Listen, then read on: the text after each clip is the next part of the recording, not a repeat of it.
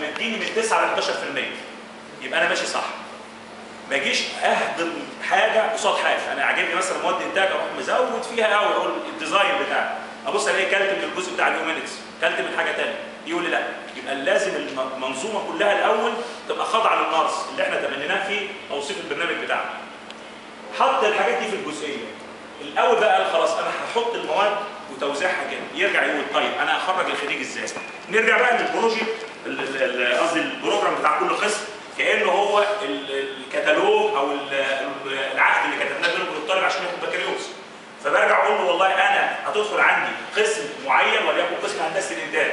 يقول لي ليه؟ اقول له عشان تتحلى بهذه الصفات التاليه. فيبقى اول حاجه بحطها في البرنامج الاتريبيوتس بتاع المهندس، زي الاتريبيوتس بتاع الميكانيكال ديزاين اند انجينيرنج اللي هو بتاع قسم انتاج مثلا. ارجع اقول هل الاتريبيوت او المواصفات دي كلها انا بحطها كلها من عندي؟ اقول لا، انا عندي في مواصفات للمهندس على العموم، يبقى جميع اقسام الكليه هتشترك في الجزئيه بتاع المواصفات دي.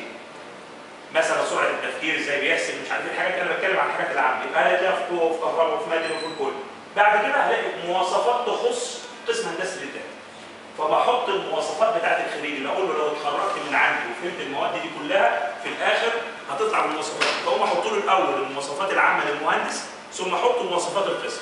فهلاقي في برنامج كل قسم ونلاقيه على السايت بتاع الكليه ان شاء الله بيحط لي الاول المواصفات. فمثلا في انتاج احنا عندنا عدد المواصفات الكليه كانت 18. طيب هل بقى مواصفات المهندس تتاتى من اسماء المواد وان انا كاتب له مواصفات فقط؟ لا، انا لازم ادخلها في المواد. طب ادخلها في المواد ازاي؟ ان اكسبه مهارات اديله الكلام ده. فنيجي له الجزء بتاع السكيلز اللي هو المهم جدا. اجي اقول المهندس اللي هيتخرج بعد ما يكون درس ال 55 او 60 ماده اللي هو خدهم دول هيكون درس الكلام ده ازاي وفهمه؟ اقول لا، انا في عندي 4 انواع من المهارات السكيلز لازم اديها للمهندس، لازم اديها بتاع تجاره، لازم اديها كل واحد ياخدها في مجاله عشان الاخر يبقى خد البرنامج دي. ما هي انواع المهارات دي؟ اول مهاره اللي هي مهاره التذكر والفهم، اللي هي اول واحده. المهندس مثلا عاوز يتذكر الحاجه وهو شغال ويتذكرها لحظه، زيه زي الطبيب. يعني الطبيب مثلا فتح بطن مريض وبيعملوا عمليه مثلا بنكرياس مثلا ولا حاجه، ولقى حاجه تعبانه ثانيه، يقول لا انا ما خدتهاش في الثالثه، اقفل لغايه ما اروح اذاكرها وارجع. بيبقى عاوز يتذكر الحاجه لحظيا ويكون فاهمها عشان يطبق بيها. فاول مهارات التذكر فهم، يبقى انا لازم احطها في توصيف الماده وطريقه شرحها وطريقه تقييمها، زي ما هنشوف ماده من المواد دلوقتي بتتعمل ازاي. طب انا هحط له المهارات دي اللي هي التذكر والفهم دي، لازم امسك مهاره منهم واروح حاططها في كل مواد القسم نقطه. فالاول بتفق على مهارات للتذكر فهم واقول مثلا 20 مهاره انا هدخلها في برنامج القسم، يكون منها مثلا 12 مهاره بتاع المهندسين على العموم، يبقى الكليه كلها مشتركه فيها، و8 مهارات تخص القسم ده. هو بقى المهارات ال20 لازم يعدوا على المواد كلها، بس لازم على الاقل في ماده او 2. ممكن مهاره من المهارات اللي هي متكرره في 10 مواد، وممكن مهاره في 3 مواد. يبقى دي اول نوع من المهارات اللي هي مهارات التذكر والفهم. المهاره رقم 2 اللي هي الانتلكشوال سكيلز، اللي هي المهارات الفكريه. ازاي اخد حاجات واربطها مع بعض واطلع منها حاجه جديده. برضو انا ازاي ادرسها للطالب في المحاضره، ازاي بعد ما ادرسها ليه اقدر اطلعها منه في امتحان عملي او شفوي، اقدر اطلعها منه في امتحان نهائي. ولذا الورقه بتاع الامتحان النهائي بنحط فيها جدول صغير تحت كده بيقولوا له المهاره دي قيست في السؤال رقم كذا، او ساعات بعض الاساتذه بيحطوها على العموم فوق عشان يبقى الطالب عارف ان المهاره دي ازاي اتقاست. يبقى النوع الثاني من المهارات اللي هو مهارات الانتلكشوال سكيلز. النوع الثالث اللي هو المهارات الاحترافيه الفنيه. انا ازاي الطالب يبقى عارف يستخدم مكنه خراطه، ازاي هستخدمها، فبيشوفها الاول يعرفها نظري، دخل الورش طبقها. يبقى النوع الثالث من المهارات الاحترافيه. النوع الرابع من المهارات اللي هي المهارات المنقوله، الترانسفيربل سكيلز، ودي الطالب بينقلها من استاذه عن طريق التعلم، وبينقلها عن طريق الاحداث اللي بتمر بيه لغايه ما يتخرج. زي المشروع الطالب اتعلم من استاذه ازاي يعمل روح الفريق، ازاي الفريق ده هيشتغل في مشروع مع بعض، يبقى اتعلم ان هو يبقى مهندس بعد كده هيقود مجموعه من المهندسين او مجموعه من العمال، فازاي بيعمل الفريق بتاعه. هيتعلم من الاستاذ الكوميونيكيشن سكيلز اللي هي عمليه التواصل، هيوصل معلومه للعامل ازاي او كده، فدي بتبقى مهارات مجنونه. فرجع عشان يحط الخريطه بتاع القسم كله قال خلاص احط رموز للمهارات دي.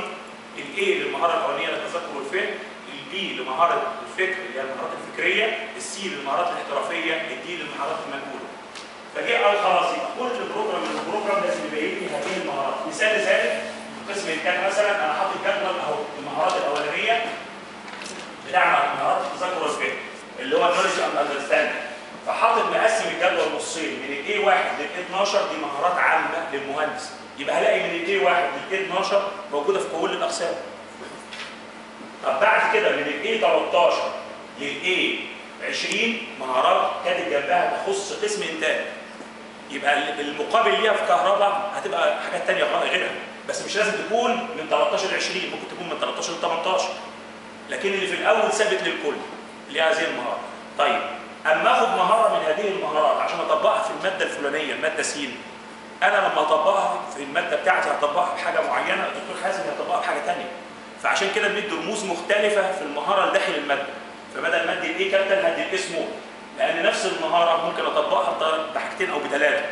فيبقى هنا لما اقول انا هستخدم المهاره اي 13، لما اجي اكتبها للماده هقول اي سمول 13. طب انا هطبقها باكثر من حاجه، يبقى اي 13 1 واي 13 2 واي 13 3، خاصه معانا استاذنا الدكتور عبد المقصود هو اللي علمنا الحاجات اللي هي تتكتب ازاي بالشكل ده. وهنشوفها كمثال دلوقتي. يبقى دي المهارات اللي هي مهارات التذكر والفهم، هتبقى مقسومه. الباقي كله هيبقى نفس الحكايه. البي برضه اللي هي مهارات الانتلكشوال سكيلز اللي هي المهارات الفكريه، هيبقى من بي 1 ل 12 دي للكليه كلها. هنلاقيها في كل البرامج. البي من 13 ل 18 تخص قسمين.